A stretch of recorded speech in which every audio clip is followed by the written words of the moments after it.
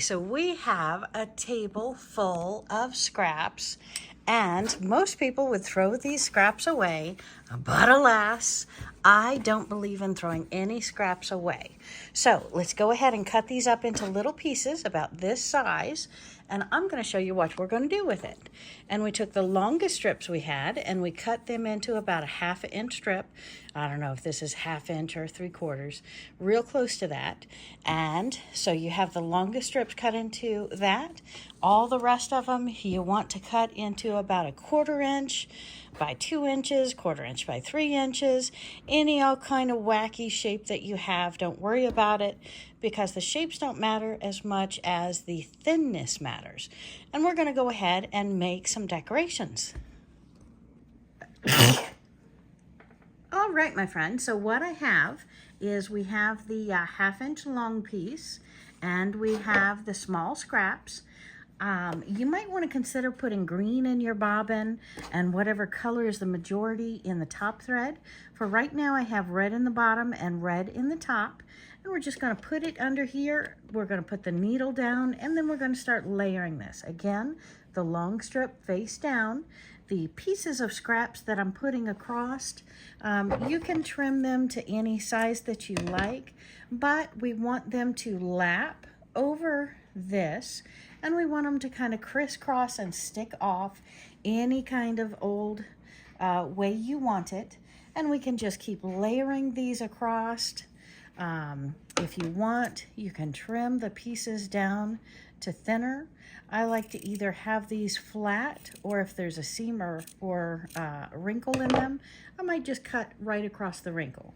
And we're just going to crisscross these any old direction under here. And we're going to stitch, and then we're going to have needle down, foot up, and we're going to place a bunch more on here. And again, no rhyme or reason, just crisscross any old direction. You can leave them super long, that one broke off, or you can have them shorter, whatever your decision is. If there is no right or wrong, we just want that crisscross look, some longer, some shorter.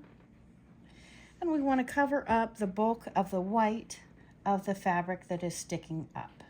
So once we have some laid on there, we're going to stitch down, and I can reverse stitch, needle down, foot up, and lay a bunch more here. So we can keep on laying them across. This I may say is too big. I can cut it and just keep laying them. We want that rough edge on the edge look. And no piece is too small. You just don't have to overlap both sides if you don't wanna. And you may have seen me do this project before in a motley range of colors, not just one color, but I want to show you with one fabric, you can still make this same thing. And where might you use red? Well, we can use red on Valentine's Day decorations. We can use red on patriotic days, Memorial Day, 4th of July. We can use red on Christmas. I'm sure I said Valentine's Day. Or just if red matches your kitchen, red matches your bathroom, red matches your curtains, wherever, because these work as perfect tie closures. These work as great decorations around candles. And when we have some pieces that are too big, again, what I like to do is just trim them down into long, thin strips, and then put them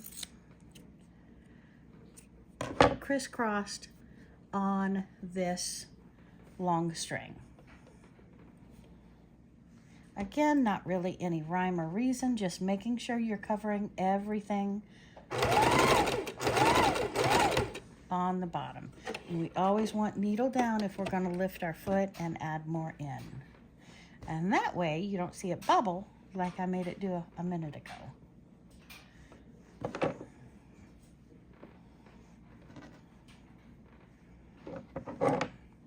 See, any size scrap works. That's fine too. Just throw that up there, gives it a different look different contour, foot down. Just making sure you're placing that needle down before you sew. And all these pieces you're looking at are the wrong side of the fabric. So when you put them up here, you want to make sure you use the right side of the fabric. And again, just layer them, crisscross them any way you want. No rhyme or reason. And we're going to keep on doing this, using up all of our scraps that we want to, that are very small like this, that we can't do anything else with. And I am going to show you another trick very soon that I use scraps with as well. Lots of ways. But it's not just big pieces for a scrappy quilt.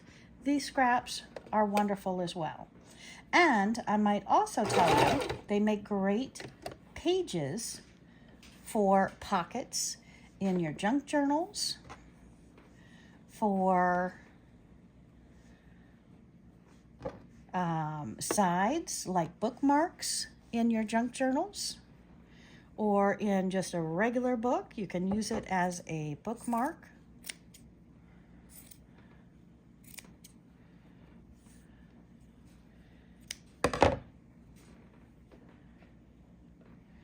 So any old way, again, if it's folded over real quick, you might want to pop that with an iron or try and catch it open as you sew down on top of it.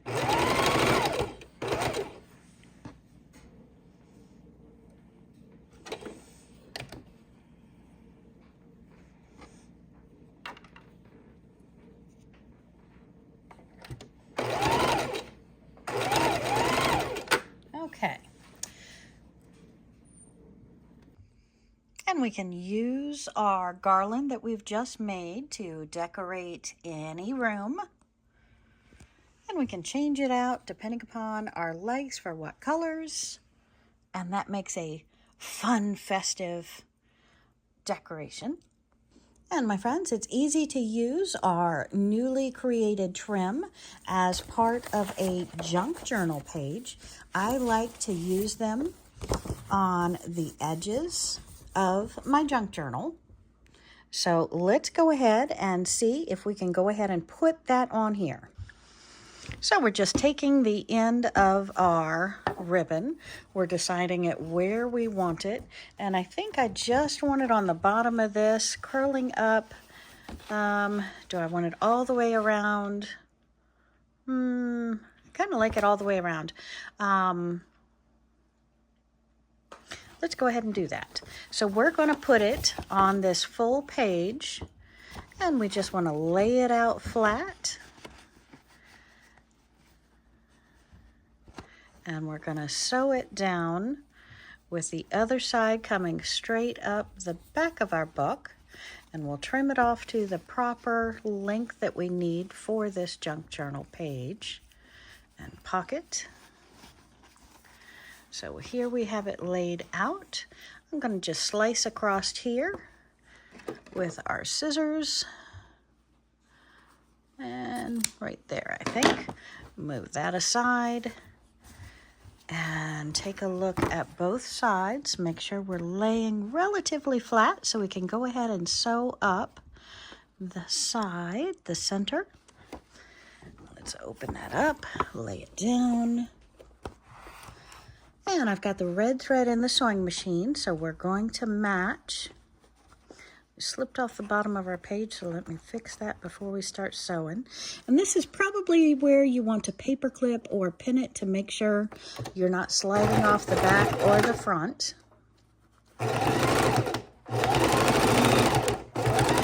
And I'm just simply sewing this right onto my junk journal page. It looks like my frou-frou is laying in the wrong direction some there. Try and fix it a little bit.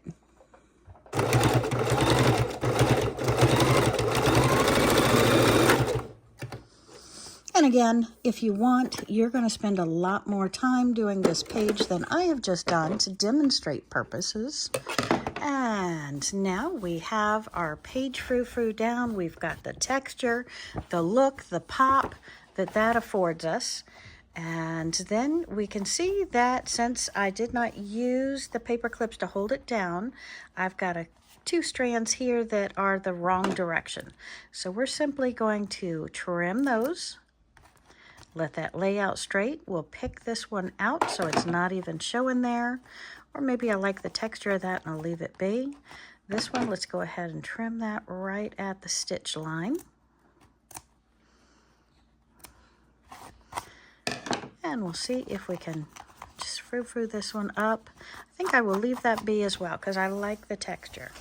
All right, my friends, so what do you think? That's one of our ideas. Let's go see another idea.